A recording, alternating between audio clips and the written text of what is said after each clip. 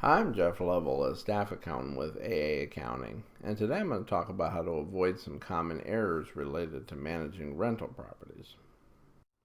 In particular, I'm going to focus on errors related to depreciation, misreporting income, and misreporting expenses. Oftentimes, new property lessors may think that they can deduct their mortgage payments to their lender as an expense. However, that is not how it works. Instead, the cost of the property that you buy is recovered in two ways.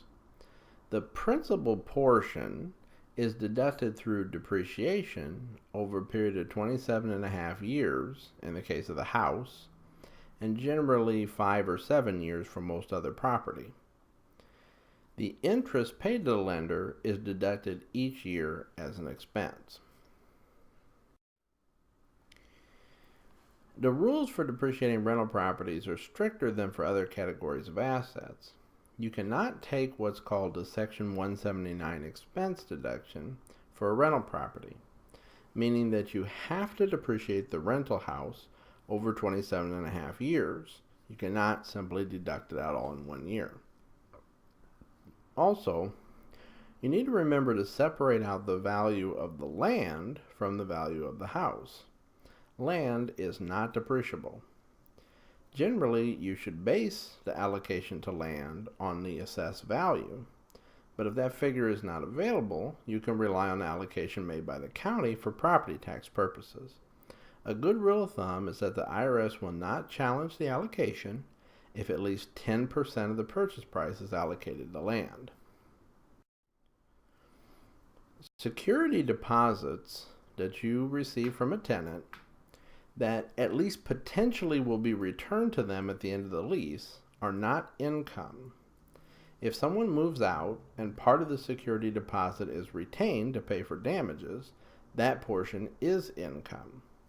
The portion that's paid back to the tenant is not an expense. Tenants who perform services, like say a repair in lieu of rent, are still treated as having paid the rent.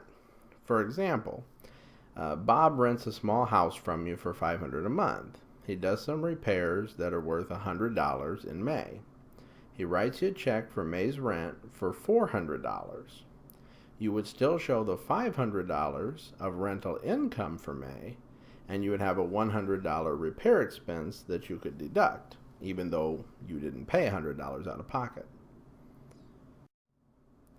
The use of a personal vehicle for rental activity can be deducted. For example, Sandy drives her 2010 Mitsubishi to her rental properties each month to collect rent, deposit it at her bank, and buy supplies like paint at Menards. She could deduct her mileage for her vehicle against her rental income, assuming that she keeps a detailed mileage log. Sandy could also deduct part or all of her cell phone bill if she primarily or exclusively uses it for the rental activities. She may also even be able to deduct her home office expenses if she meets the requirements. This would allow her to reduce her income even further by deducting her home utilities, property taxes, mortgage interest, and even depreciating her home against her rental income.